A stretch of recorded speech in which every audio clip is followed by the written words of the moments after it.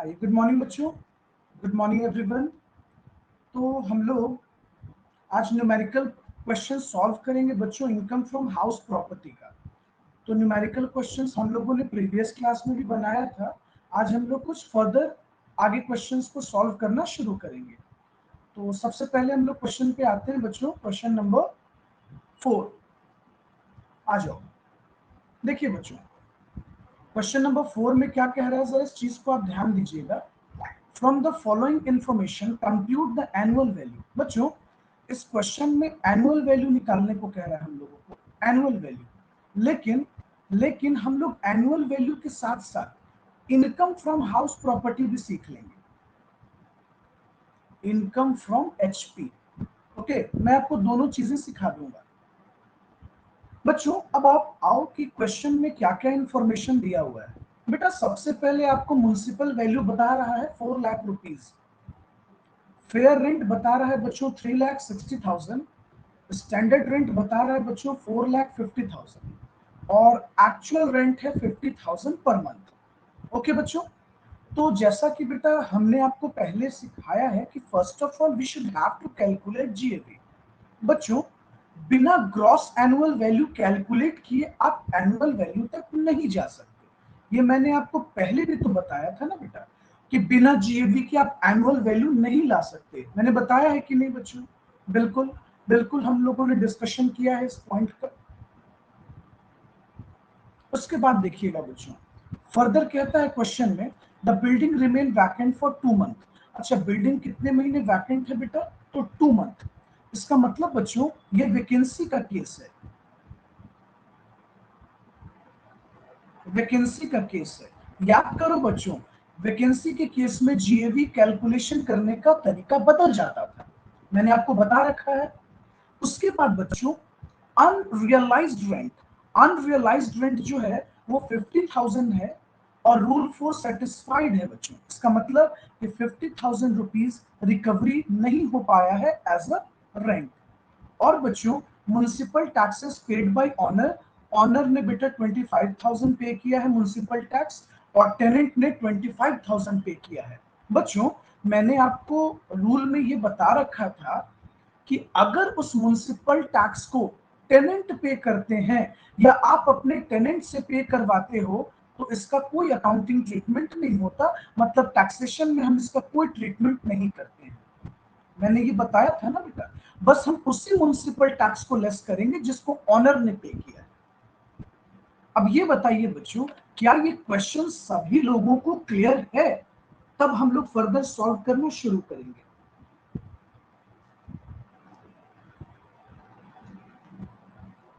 बच्चों please reply दीजिए, क्या ये सभी लोगों को क्लियर है क्वेश्चन? Yes sir. ओके,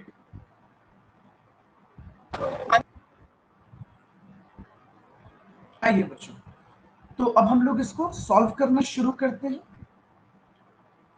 तो बच्चे, हम क्वेश्चन को साइड कर दे रहे हैं, प्लीज सभी लोग बुक को ओपन कर लीजिए, बुक ओपन कर लीजिए। तो बच्चों, क्वेश्चन में हम लोगों को एनुअल वैल्यू कैलकुलेट करने कह रहा है, लेकिन बेटा जैसा कि मैंने हम आपसे डिस्कशन किया कि हम लोग annual value as well as income from house property भी कैलकुलेट कर लेंगे। ओके, क्वेश्चन पे आते हैं बच्चों। सबसे पहले हम लोगों ने हेडिंग दिया question number 4,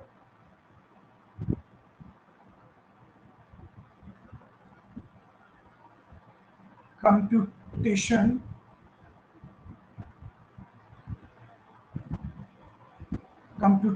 of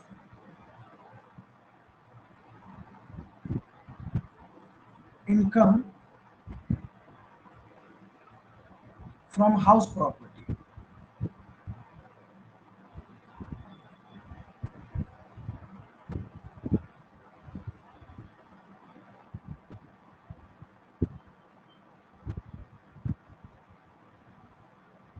income from house property बच्चों, अंडर सेक्शन 22 से लेकर 27 तक हम लोग पढ़ते हैं। फॉर असेसमेंट ईयर, हम किस असेसमेंट ईयर के लिए कैलकुलेशन कर रहे हैं बच्चों? तो फॉर असेसमेंट ईयर 22 23, 22, 23। चलो एसएससी का नाम क्या है बच्चों? इस एसएससी का नाम है, अच्छा नाम तो मेंशन ही नहीं है, चलो एसएससी का कोई डिटेल नहीं है।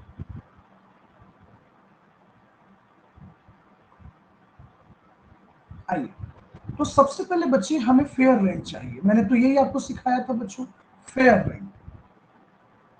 बच्चों चेक करो आप, क्या इस क्वेश्चन में फेयर रेंट कुछ दिया हुआ है आपको? फेयर रेंट कितना है बच्चों?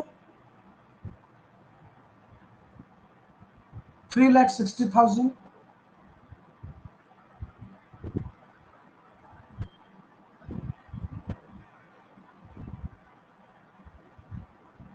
म्युनिसिपल वैल्यू बच्चों 4 लाख। बच्चों रूल क्या बोलता है बेटा?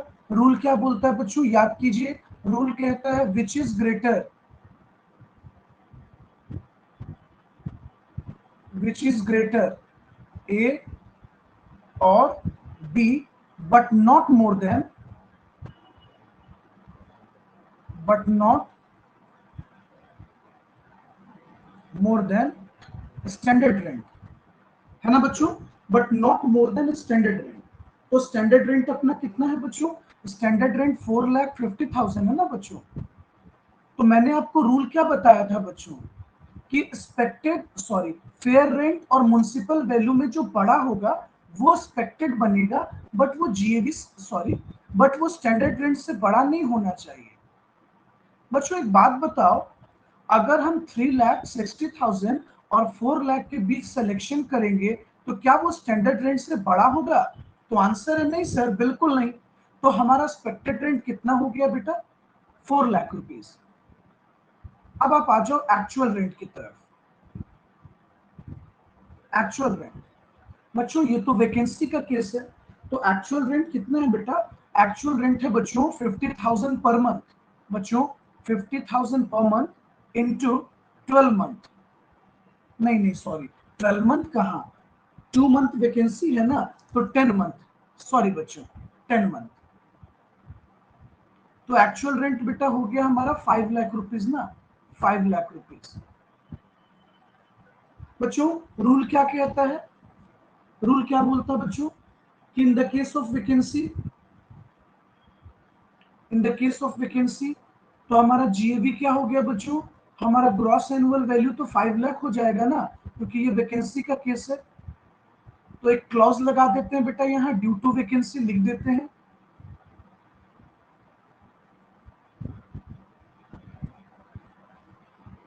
ड्यू टू वैकेंसी, तो ये हो गया बच्चों हमारा GAV, gross annual value.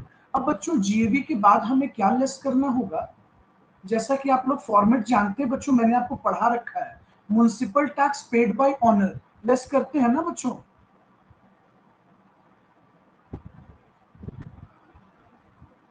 Municipal tax paid by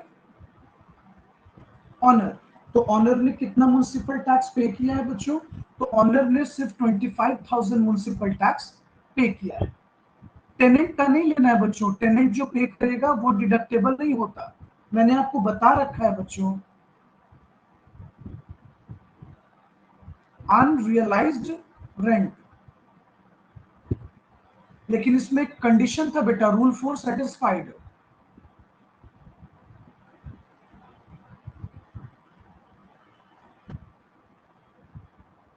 तो बच्चों अनरियलाइज्ड रेंट भी इस क्वेश्चन में है 50,000। चलो वो मैं लेस कर देता हूं। लीजिए बच्चों, we get the value, annual value हमारे पास आ गया बच्चों, हमारे पास क्या आ गया? एनुअल वैल्यू आ गया। इसी को बेटा हम लोग नेट एनुअल वैल्यू भी कहते हैं।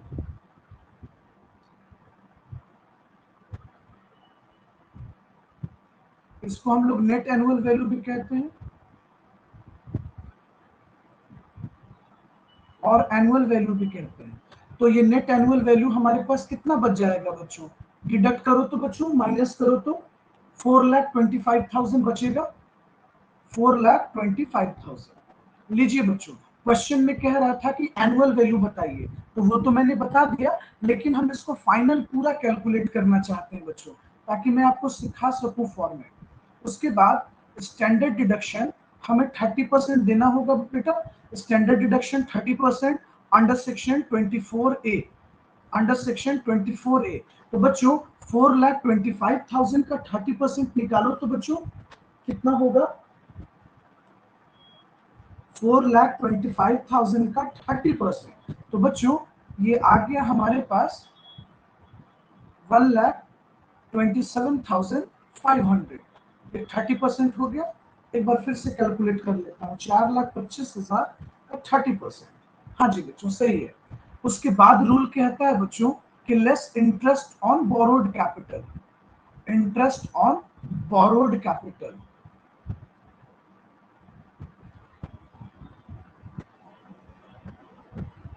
Borrowed capital under section 24B। तो ये तो बेटा कुछ नहीं है बच्चों, इसको हम नील कर देते हैं। ये आ गया हमारे पास इनकम फ्रॉम हाउस प्रॉपर्टी, तो माइनस कर लेंगे 4,25,000। तो ये बच जाएगा बच्चों हमारे पास 2,97,500। ये आ गया बच्चों हमारे पास इनकम फ्रॉम हाउस प्रॉपर्टी।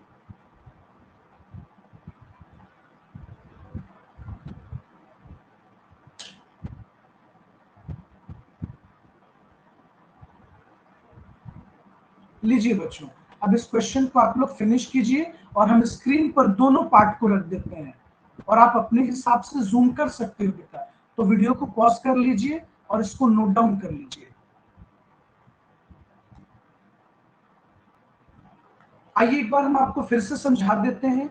4, सबसे पहले बेटा ये वैकेंसी का केस था, पहली बात। दूसरा कि मैंने आपको बता रखा था कि अगर म्युनिसिपल टैक्स टेनेंट पे करते हैं तो वो डिडक्टेबल नहीं होता। दूसरा बेटा in the case of vacancy आपको थोड़ा ध्यान रखना होता है, वो ग्रेटर वाला कॉन्सेप्ट नहीं चलता बेटा कि एक्सपेक्टेड और एक्चुअल रेंट में जो पड़ा है वो जीएबी बनेगा। वैकेंसी का मैटर है ना, तो आपको थोड़ा ध्यान रखना होगा। उसके बाद म्युनिसिपल टैक्स जो ऑनर पे किया है वो हम लोग डिडक्ट कर देते हैं, लेस कर देते हैं। किसी भी बच्चे को कोई डाउट है तो प्लीज पूछ लीजिए।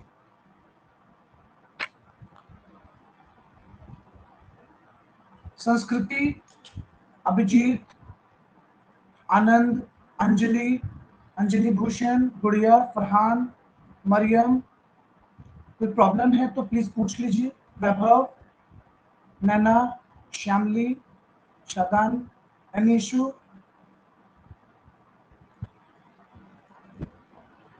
No sir. ओके बच्चों, अब हम लोग क्वेश्चन नंबर 5 सॉल्व करते हैं। आइए देखिए बच्चों, क्वेश्चन नंबर 5 में क्या कह रहा है, ध्यान से सुनिएगा। बच्चों क्वेश्चन नंबर 5 में कह रहा है कि mister Ram owns a house property. Its annual letting value is 80,000. Do you know बेटा annual letting value? ये expected rent को कह रहा है। Annual letting value expected rent. Okay, इसने आपको डायरेक्टली बता दिया expected rent।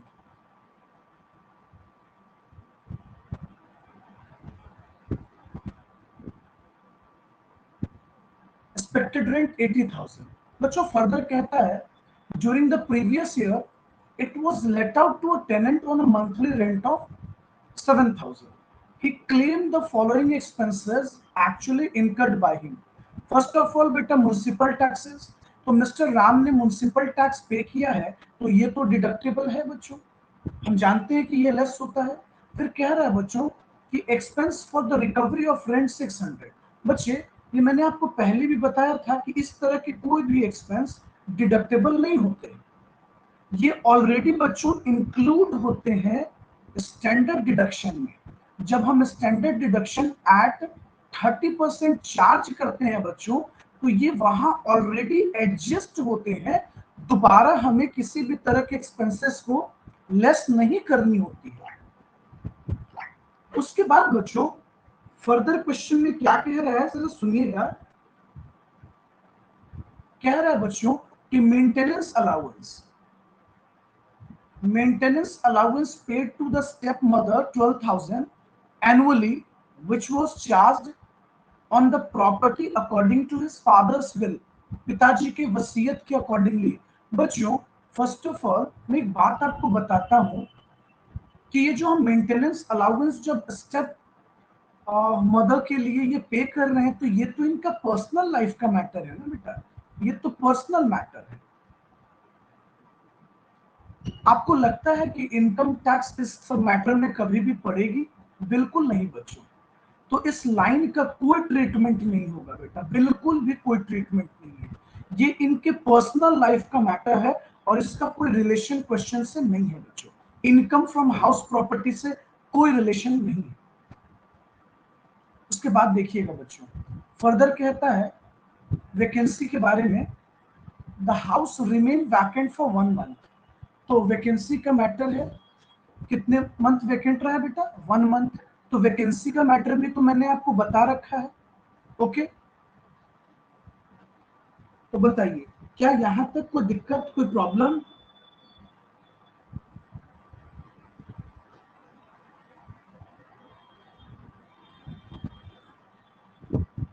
No, sir. तो house remain vacant for 1 month during the previous year. Okay, तो वैकेंसी का प्रॉब्लम है तो हम लोग क्वेश्चन सॉल्व करते हैं बच्चों। तो सभी लोग पहले एक बार क्वेश्चन को रीड कर लीजिए, तब हम लोग सॉल्व करना शुरू करें। आइए बच्चों, हम स्क्रीन को थोड़ा साइड कर देते हैं बेटा। अब हम लोग इस क्वेश्चन को सॉल्व करना शुरू करते हैं।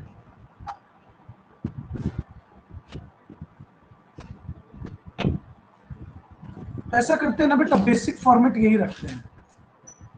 ओके, लेकिन बहुत सारी चीजें पता भी तो नहीं है अपने को। आइए सॉल्व ही कर लेते हैं। कितना एफर्ट बचाएंगे।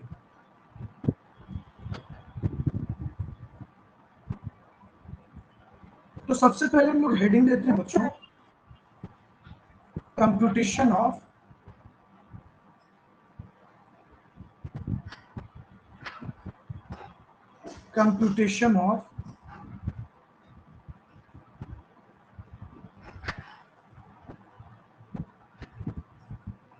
income from house property under section 22 to 27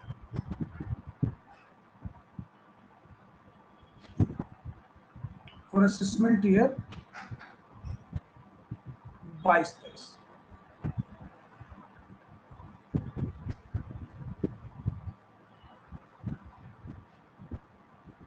चलो एसएससी का नाम लिख देते हैं। आइए बच्चों, बेटा इस बार फेयर रेंट तो मेंशन है नहीं हमारे पास, सीधे एक्सपेक्टेड रेंट है। तो एक्सपेक्टेड रेंट कितना बच्चों? एक्सपेक्टेड रेंट क्वेश्चन में 80,000 दे रखा है।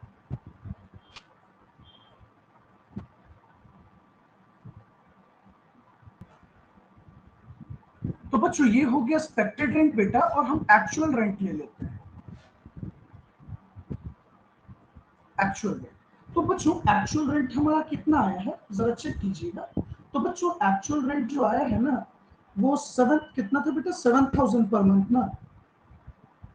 हाँ 7,000 पर मंथ। अच्छा, कितने महीने हमने लेट आउट किया प्रॉपर्टी को बच्चों? हमने प्रॉपर्टी को लेट आउट किया है 11 मंथ। तो एक्चुअल रेंट हो गया हमारे पास 77,000। अब देखिए, जैसा कि आप लोग जानते हैं बच्चों, ये वैकेंसी का केस है। ड्यू टू वैकेंसी, तो जीएबी क्या हो जाएगा बच्चों हमारा? 77,000। तो बच्चों जीएबी हो गया हमारा 77,000। अच्छा बच्चों, जीएबी से फिर हमें क्या लेस करना है? म्युनिसिपल टैक्सेस लेस कर दीजिए। Municipal tax paid by honour. तो बच्चों कितना म्युनिसिपल टैक्स पे किया गया है? तो म्युनिसिपल टैक्स पे किया गया है 8,000। बच्चों क्या कोई अनरियलाइज्ड रेंट है? नहीं सर, लिखा हुआ तो है नहीं। अनरियलाइज्ड रेंट नील। तो ये हो गया बच्चों हमारे पास एनुअल वैल्यू।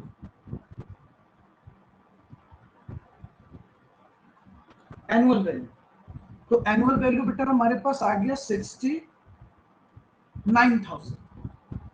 ओके, अब 69,000 से फिर हमें लेस कर लेना है standard deduction at 30% under section 24A। तो बच्चों एनुअल वैल्यू से हम लेस कर लेंगे ना 30%। चलो, तो 30% जब लेस करेंगे तो ये कितना आ जाएगा बच्चों? 20,700। फिर हमें क्या माइनस करना है?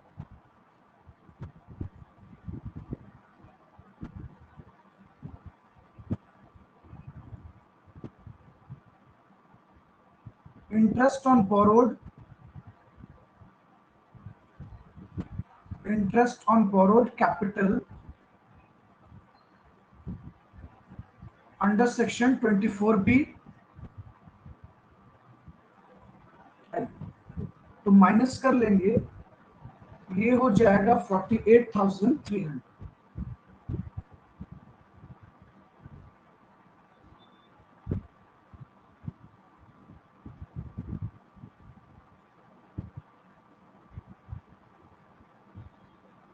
Income from house property. लीजिए बच्चों, ये हम लोगों ने क्वेश्चन को सॉल्व कर लिया, इनकम फ्रॉम हाउस प्रॉपर्टी। अब आप सोच रहे होगे कि सर आपने फेयर रेंट क्यों नहीं लिखा? बेटा क्वेश्चन में नहीं दिया हुआ, it is not mention in the question. वो डायरेक्ट एक्सपेक्टेड रेंट ही बता दिया है हम लोग। चलो सॉल्व कीजिए सब लोग, वीडियो पॉज कीजिए और नोट डाउन कीजिए पहले। बच्चों अब हम लोग क्वेश्चन नंबर 6 बनाते हैं। आइए सबसे पहले सभी लोग क्वेश्चन को हम लोग रीड कर लेते हैं बच्चों। देखिए बच्चों, क्वेश्चन नंबर 6 में क्या क्या कंडीशंस रखी गई है, पहले इस कंडीशन को समझिएगा। बच्चों इस क्वेश्चन में कह रहा है कि mister Joseph owns a house which is late out for residential purpose. Construction of the house was completed in June 2018। Annual letting value जो है वो 96,000 है बच्चों। Municipal taxes paid, municipal taxes जो पे किया गया है बच्चों वो 20,000 का। He spent 24,000 on whitewashing. On 1st April 2016, he had borrowed capital 30,000 on pro note. बच्चों इन्होंने कैपिटल बोरो किया, कितना? तो 30,000 रुपीज प्रो नोट पर। प्रो नोट कहते बेटा प्रोमिसरी नोट, और रेट ऑफ इंटरेस्ट 12% है।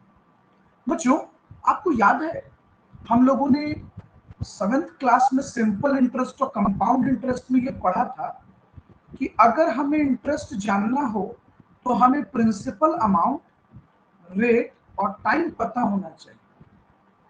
बच्चों प्रिंसिपल अमाउंट तो क्वेश्चन में दिया है, रेट भी दिया, बट टाइम नहीं दिया है। यही टाइम हमें निकालना होता है जिसको हम लोग प्री कंस्ट्रक्शन पीरियड कहते हैं। मैंने आपको बताया भी था, अब फिर से रिकॉल करूंगा। बच्चों क्वेश्चन में फर्दर इंफॉर्मेशन क्लॉजेस ये भी लगा रहा है कि nothing has been repaid out of this loan. मतलब बच्चों अभी तक लोन से कुछ, लोन का एक भी अमाउंट का रिपेमेंट नहीं किया गया। और जो मिस्टर जोसेफ है वो सैलरी अर्न कर रहे हैं 20,000 पर मंथ। तो ये कितना सैलरी अर्न कर रहे हैं बच्चों? तो ही earns a salary of 20,000 per month. ये 20,000 पर मंथ सैलरी अर्न कर रहे हैं। अच्छा बच्चों ये क्वेश्चन में हम लोगों को डिविएट कर रहा है, हाउस प्रॉपर्टी की भी बात कर रहा है और सैलरी की। तो पहले तो हम जरा समझ लें हाउस प्रॉपर्टी, फिर तो बच्चे हम सैलरी को समझते रहेंगे। और फिर देखिए बच्चों फर्दर कहता है कि एवरेज 1,000 रुपीज स्कूटर के मेंटेनेंस पे पेट्रोल और डीजल पे लग रहा है, उससे हमें कोई मतलब नहीं है बच्चों। सबसे पहले हम हाउस प्रॉपर्टी क्लियर करेंगे, फिर हम टोटल इनकम में जाएंगे। ओके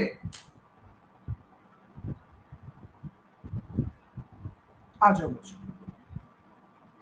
सबसे पहले बच्चे हम आपको सिखाएंगे इंटरेस्ट का कैलकुलेशन। बच्चों ये जो इंटरेस्ट का कैलकुलेशन है ना, ये रफ में कैलकुलेट होता है बच्चों। सबसे पहले हम वर्किंग नोट में कैलकुलेट करेंगे।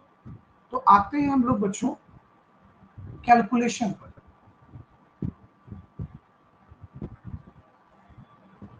हमें कैलकुलेट क्या करना है बच्चों? तो computation of interest on borrowed capital.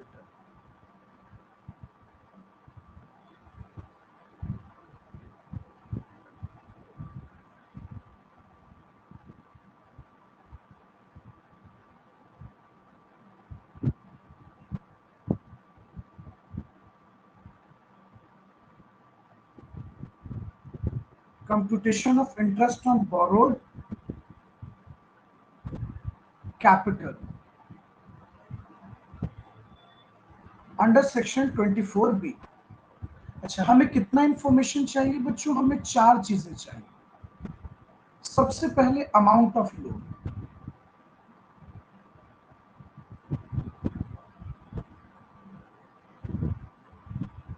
अच्छा बच्चे, हम लोगों ने लोन कितना लिया है? तो 30,000 रुपीज है ना बच्चों?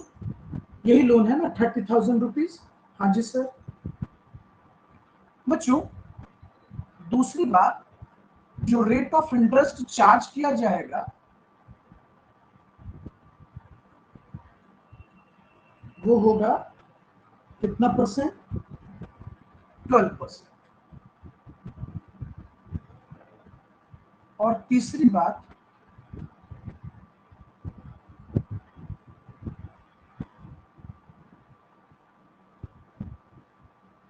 Date of completion, sorry date of loan. Loan लिया कब गया बच्चों? तो लोन लिया गया है, उसकी डेट क्या है बच्चों? कहाँ चला गया? हाँ, 1 अप्रैल, 1 अप्रैल 2016। और कंस्ट्रक्शन कब कंप्लीट हुआ बच्चों? अब हम इसको भी लिख देते हैं। Completion, year of completion. Construction complete कब हुआ है बच्चों? घर बनकर कंप्लीट कब हुआ है? तो कहता है बच्चों जून 2018। बच्चों सबसे पहले इतना इंफॉर्मेशन तो आपको लिखना ही पड़ेगा एट एनी कॉस्ट। क्या क्या लिखना पड़ेगा बच्चों? आपको ये नोट डाउन करना पड़ेगा कि इंटरेस्ट क्या है, लोन क्या है, रेट क्या है, लोन लिया कब गया, और कंस्ट्रक्शन कंप्लीट कब हुआ। अब बच्चों हमें सबसे पहले ये जानना होगा कि हमें टोटल टाइम कितना लगा। इस टाइम को कहते हैं बच्चों pre construction period. Pre construction period. देखो बच्चों, एकदम मैं तोड़ तोड़ के इसको लिखूंगा, आपको क्लियर हो जाएगा। बच्चों जिस दिन से हम लोन लेते हैं ना, 1/4/2016 को हम लोगों ने लोन लिया। हमारे लोन का डेट यही था ना बेटा? तो हमने लोन कब लिया बच्चों? तो हम लोगों ने जो सबसे पहला लोन है वो लिया 1 अप्रैल 2016। बच्चों ईयर एंड कब होता है? मार्च में, 31/3/2017। अच्छा बच्चों, नया ईयर शुरू कब होगा? 1/4/2017 से।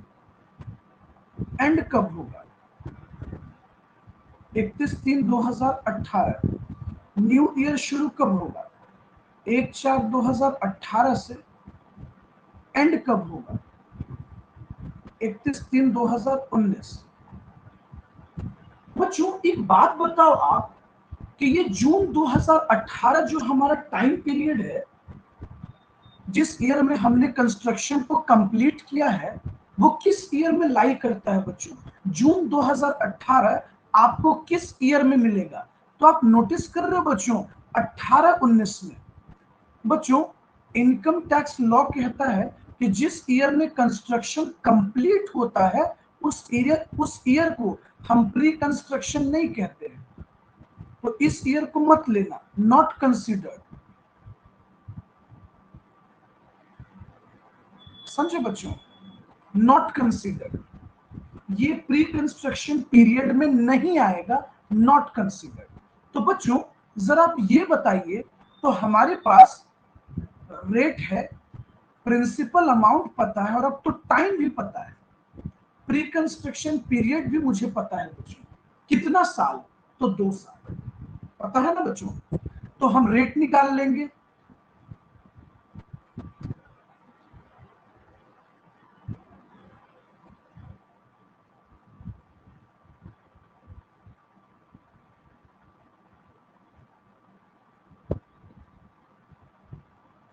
प्री कंस्ट्रक्शन पीरियड इंटरेस्ट,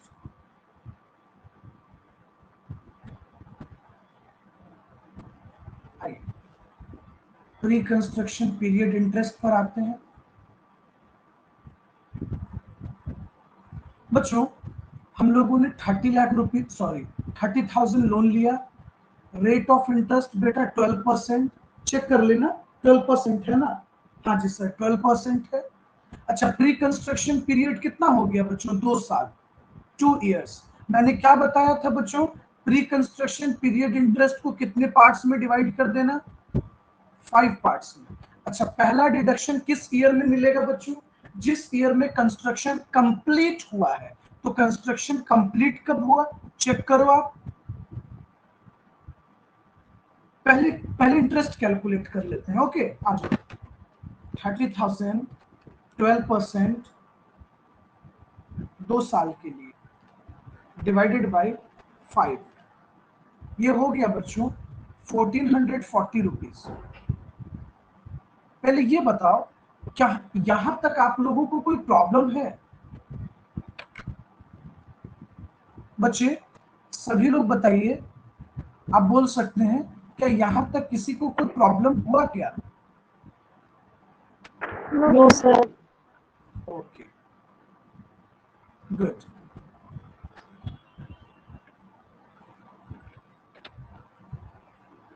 तो बच्चों जैसा कि मैंने आपको बताया था कि जो पहला डिडक्शन मिलेगा ना बेटा आपको, ये 1440 रुपए के बेटा 1440 रुपीज का जो पहला डिडक्शन होगा बच्चों, जो पहला डिडक्शन होगा वो आपको मिलेगा सॉरी ईयर ऑफ कंस्ट्रक्शन में। तो बेटा ईयर ऑफ कंस्ट्रक्शन हमारा कौन सा ईयर रहा है, जरा आप नोटिस करो बच्चों, 18-19 ये हमारा ईयर ऑफ कंस्ट्रक्शन है। तो पहला डिडक्शन बच्चों 1440 रुपए का हमें उस ईयर में मिल गया होगा। 19-20 1440, फिर 20-21 1440, फिर 21-22 1440, फिर बच्चों 22-23 1440। 5 सालों तक मिलता है बेटा, 1 साल 2 साल 3 साल 4 साल और 5 साल। बच्चों जरा बताओ हम लोग किस प्रीवियस ईयर में है।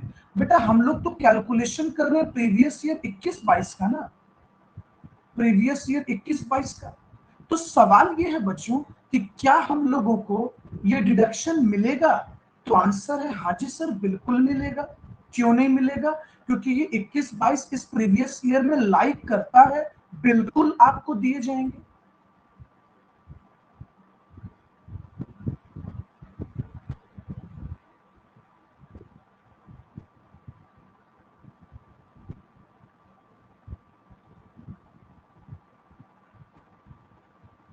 चलिए बच्चों ये तो हो गया हमारा प्री का मैटर।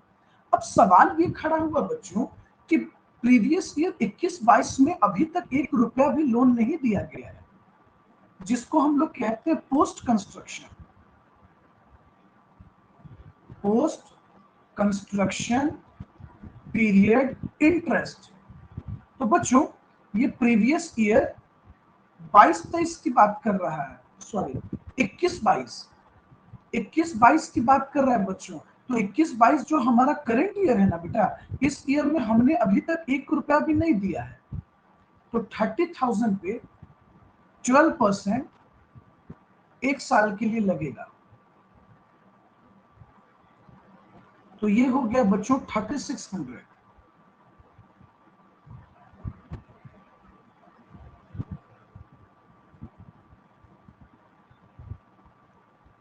तो ये कितना वैल्यू हो जाएगा, ये वैल्यू हो जाएगा बच्चों 3600 प्लस 1440। तो बच्चों ये टोटल हो गया इंटरेस्ट हमारे पास 5040 रुपीज। तो बच्चों हमें डिडक्शन दे दिया जाएगा 5040 रुपीज का। अब ये बताओ, अगर किसी बच्चे को दिक्कत है तो आप पूछिए, मैंने स्क्रीन पर पूरे सॉल्यूशन को ला दिया जो मैंने सॉल्व किया। अब आप पूछिए बच्चों, किसी को भी कोई प्रॉब्लम है तो। संस्कृति, अभिजीत, आनंद, गुड़िया, फरहान, मरियम, नैना, बताइए। अब बच्चों हम लोग इस क्वेश्चन को सॉल्व करते हैं। तो ये तो हो गया बच्चों हमारा इंटरेस्ट ऑन लोन का मैटर।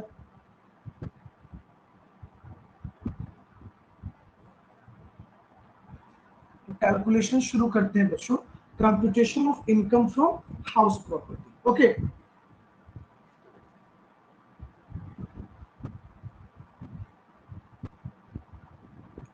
क्वेश्चन नंबर कौन सा बना रहे थे बच्चे हम लोग? 6 number.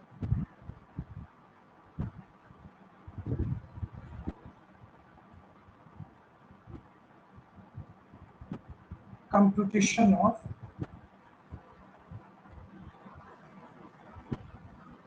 Income from house property under section 22 to 27 for assessment year बच्चों।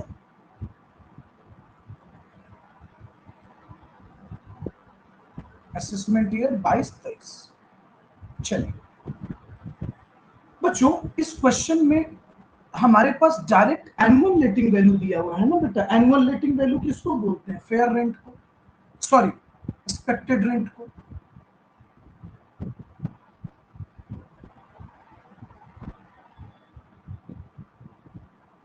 तो कुछ दिया हुआ नहीं है तो हम इसी को एक्सपेक्टेड रेंट मान लेंगे। तो एक्सपेक्टेड रेंट कितना हो गया बच्चों हमारे पास? बच्चों एक्सपेक्टेड रेंट कितना हो गया, जल्दी बताइए। 96,000। 96,000। Very good.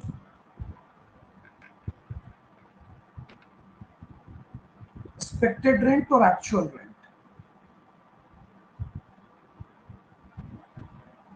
एक्चुअल रेंट हमारे पास आया है बच्चों, इन्होंने रेंट कितने में लगाया है? अच्छा, एक्चुअल रेंट का भी कोई डिटेल नहीं है। लो, तब तो सीधे यही जीएबी हो गया। जीएबी हो गया हमारे पास 96,000। उसके बाद बच्चों हमें इससे क्या लेस करना है? तो हमें लेस करना है municipal tax paid by honour. तो बेटा म्युनिसिपल टैक्स ऑनर ने कितना पे किया है? 20,000। बच्चों जैसे ही हम लेस कर देंगे हमारे पास आ जाएगा एनुअल वैल्यू। एनुअल वैल्यू आ जाएगा बेटा 76,000। उसके बाद हमें लेस करना है standard deduction at 30% under section 24A। तो 76,000 का बच्चों हमें 30% स्टैंडर्ड डिडक्शन देनी है 22,800। उसके बाद हम लोग बच्चे से क्या लेस करेंगे? इंटरेस्ट ऑन लोन या borrowed capital under section 24B। तो ये कितना आया था बच्चों? 50-40। फिर ये लास्टली क्या बच गया हमारे पास? इनकम फ्रॉम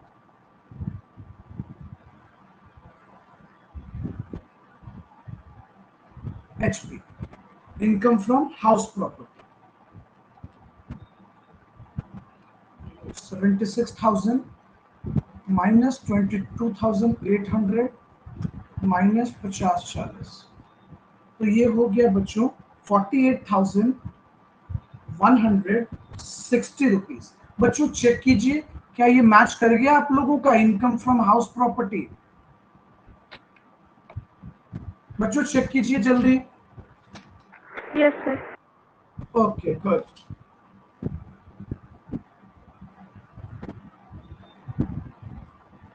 सब लोग सॉल्व कीजिए बच्चों, वीडियो पॉज कीजिए और नोट डाउन कीजिए इसको।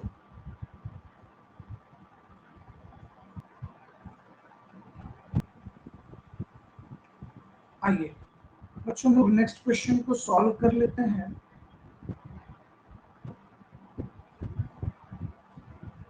नेक्स्ट क्वेश्चन में क्या कह रहा है,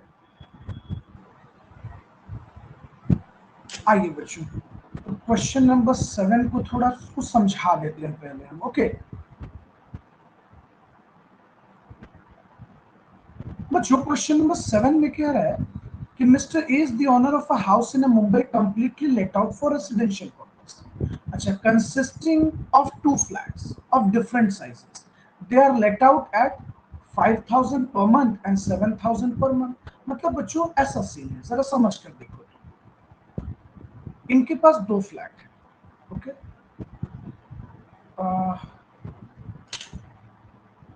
उसको थोड़ा मिनिमाइज करना है थोड़ा सा।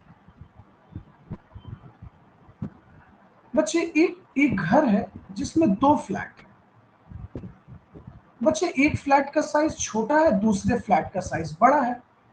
अच्छा, पहले वाले से रेंट आ रहा है बच्चों 5,000 और दूसरे वाले से रेंट आ रहा है 7,000। ओके बच्चों, जो म्युनिसिपल वैल्यू है ना घर का वो है 96,000। बच्चों एक काम करते हैं, क्यों ना हम म्युनिसिपल वैल्यू दोनों घर का रेशियो के ग्राउंड पे बांट देते हैं 5:7 पर। तो 96,000 इंटू 5 डिवाइडेड बाई 12, तो ये हो गया 40,000 और इस घर का हो गया बच्चों 56,000। हम बांट देते हैं, प्रपोर्शन लगा देते हैं। अच्छा, म्युनिसिपल टैक्स अलग कर देते हैं भाई। 40,000 का 15%, ये हो गया हमारा 6,000 और इसका हो जाएगा 56,000 का 15%, 8,400। देखो बेटा, पहले हम दोनों का इंफॉर्मेशन अलग कर लेते हैं। अब एक बात बताओ बच्चों, अब कह रहा है सेकंड फ्लैट वाज वैकेंट। अच्छा, ये दूसरे वाले घर में वैकेंसी का केस है बच्चों। ये देखिए, ये वाला घर जो है ना वैकेंट बता रहा है, 3 मंथ वैकेंट। बच्चों आपको इंडिविजुअली कैलकुलेट करने पड़ेगा। बच्चों फर्स्ट फ्लैट का अलग कैलकुलेट करना इनकम, और सेकंड फ्लैट का भी अलग कैलकुलेट करना। अब सवाल ये है बच्चों कि सर इंटरेस्ट ऑन लोन का क्या करेंगे। देखो बच्चों, जब ये क्वेश्चन तुम सॉल्व करोगे तो पूरे घर का इंटरेस्ट ऑन लोन 16,000 आएगा। तो बच्चों क्यों ना हम दोनों को बांट दें रेशियो में, 5/12 पहले वाले घर के लिए और दूसरे वाले घर के लिए 7/12 रेशियो में बांट देंगे। तो ये कितना हो जाएगा इंटरेस्ट, 16,000 इंटू 5 डिवाइडेड बाई 12। तो ऑन एन एवरेज बेटा इंटरेस्ट मान लो बच्चों आपका आ जाएगा 6,667, और दूसरे घर का अगर हम लेंगे 16,000 इंटू 7 डिवाइडेड बाई 12, 9,333। बच्चों अब आपके पास तो सभी इंफॉर्मेशन क्लियर हो गए। तो क्या आप इस दोनों हाउस प्रॉपर्टी का अलग अलग कैलकुलेशन कर एक जगह इसको रिकॉर्ड नहीं कर सकते? बन सकता है ना बच्चों?